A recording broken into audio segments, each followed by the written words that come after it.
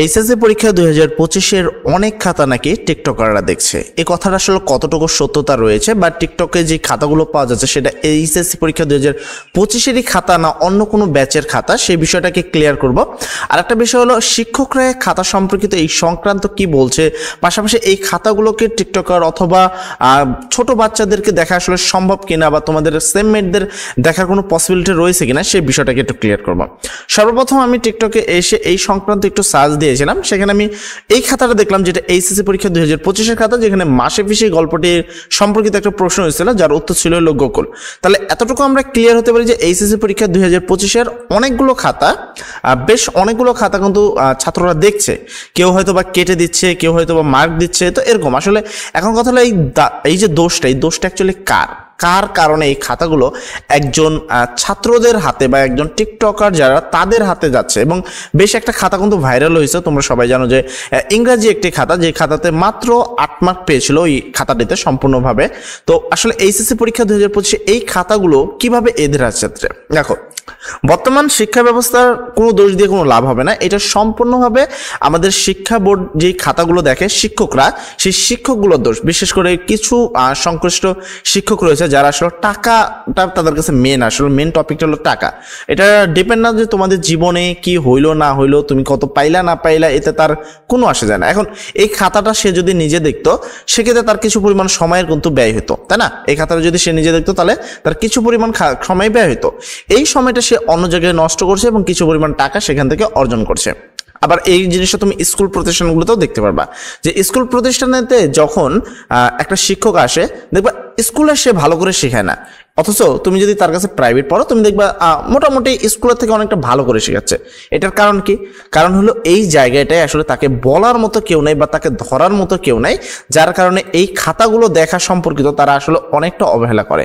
তবে আমি তোমাকে এই বিষয়ে ক্লিয়ার করি যে এই বিষয়টা যারা করে আসলে এই সম্পূর্ণ বিষয়টাতে ছাত্রদের ভবিষ্যৎ নষ্ট করছে এই কিছু মুষ্টিমেয় কিছু শিক্ষক। এখানে সবাইকে আসলে দোষ দিলে হবে না, এটা একটা টপিক। আর সেকেন্ড টপিক হলো তুমি যদি এই সম্পর্কিত সার্চ দাও প্রচুর খাতা পাবা। সকালে প্রাইভেট, এখানে তুমি দেখো এই খাতাটার যদি গায়ে লেখা দেখে, এই খাতাটার গায়ে লেখা আছে সকালে প্রাইভেট পড়তে এসে স্যার কি পরীক্ষার খাতা দেখে নিল। তার মানে কি যখন কি একটা ছাত্র যখন কি হলো, যখন প্রাইভেট পড়তে আসলো শিক্ষক কি করলো, এই খাতাগুলো দেখতে দিয়ে দিল। ধরো একটা প্রাইভেটে এভারেজ তোমার 20 জন 10 জন পড়লো, বা একটা স্কুলে তোমার একটা ক্লাসে 40 জন আছে, সেই সবগুলো খাতা নিয়ে 40 জন দিয়ে দিল। মোটামুটি আধা ঘন্টার মধ্যে সব খাতা কিন্তু দেখা যাবে। এতে কি হলো, সেই শিক্ষকের এই খাতাগুলো দেখার প্রয়োজন পড়লো না। কিন্তু এতে সমস্যা কি দেখো, সাপোজ আমি যদি তোমার একটা আইসিটি খাতা অথবা আমি তোমার একটা ফিজিক্স খাতা আমি যদি দেখি, সেক্ষেত্রে শিক্ষক প্রেক্ষিতে আমি কিছু পরিমাণ লেখা দেখবো এবং যদি দেখি যে না মোটামুটি লেখছে কিন্তু উত্তরটা মেলে নাই, আমি কি করব, সেখানে 4-এর মধ্যে হয়তো 3 দিয়ে দিব অথবা 3-এর মধ্যে হয়তো 2 দিয়ে দিব, কিছু একটা পরিমাণ মার্ক দিয়ে দিব। কিন্তু যখন একটা শিক্ষার্থী অথবা তুমি নিজেই ধরো তুমি অন্য একজনের খাতা দেখলা, কিন্তু তুমি তো নিজে ওই ম্যাথটা পারো না, অথবা তুমি একটা আর্টসের স্টুডেন্ট হয় তুমি একটা সায়েন্সের খাতা দেখলা, এখন তুমি তো সায়েন্সের কিছুই বোঝো না। শিক্ষক তোমাকে বললো যে এই উত্তর এইটা হবে, যদি মেলে ফুল মার্ক দাও, না মূল্যে সম্পূর্ণ কেটে দাও। এক্ষেত্রে কি হবে, সেই ছাত্রটা কি করবে, দেখবে উত্তরটা মেলে নাই, মাঝখানে কিন্তু ক্যালকুলেশন অনেক কিছু ঠিক আছে, বাট কোনো কারণে ক্যালকুলেশনে ভুল হয়েছে তোমার উত্তরটা, সেই উত্তরটা তোমার যখনই মিলবে না তখন ওই ছাত্রটা কি করবে, পুরো সম্পূর্ণ খাতাটা কেটে দেবে বা ওই অঙ্কটা কেটে দেবে। এতে তোমার কি হবে, প্রচুর পরিমাণে মার্ক কিন্তু প্রচুর পরিমাণে কমে যাবে, তাই না? এখন প্রশ্ন হলো এর বিরোধিতা কিভাবে করা যায়। এর বিরোধিতা আসলে পসিবলই না, কারণ বাংলাদেশে ওরকম সৎ মানুষ আসলে নাই। আমরা কতজনের দুর্নামি করবো বা কারই বা সুনাম করবো। কিছু মানুষ অনেক মানে সৎ রয়েছে, আবার কিছু মানুষ অনেক দুর্নীতিবাজ রয়েছে বা কারাপশনে দিয়ে ভরা রয়েছে। তারা আসলে এই খাতাগুলো তারা নিজেরা দেখে না বা তাদের কাছে এই খাতা দেখার মতো সময় নেই, কিন্তু বোর্ডের একটা চাপ থাকে, বোর্ডে থেকে কিছু পরিমাণ অর্থ পাওয়া যায়, যার কারণে খাতাগুলো তারা নেয়, কিন্তু খাতাগুলো তারা প্রপারলি ভাবে দেখার সময় পায় না বা ছাত্রদের দিয়ে দেখা দেয় যে অল্প সময়ের মধ্যে হয়ে গেল।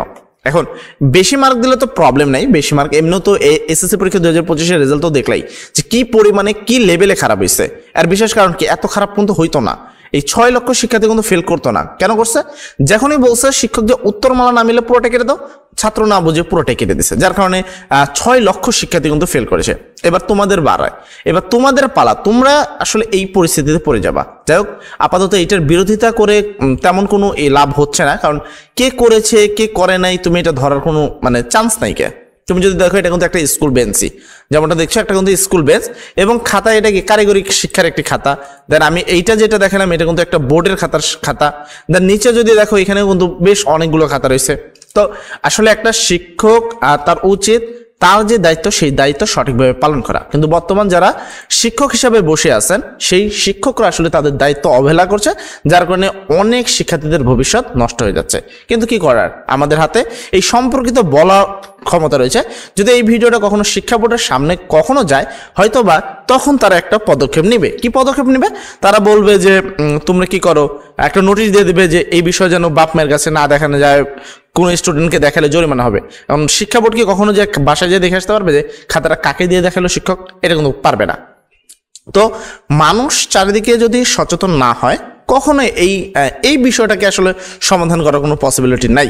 তাই তোমার নিজের ভাগ্যকে মেনে নিতে হবে, এছাড়া তোমার কাছে করণীয় তো আপাতত কিছুই নেই। যাক, সবাই ভালো থাকবা, সবার জন্য দোয়া করি। এই তো তোমাদের খাতা দেখার সর্বশেষ আপডেট। আসসালামু আলাইকুম।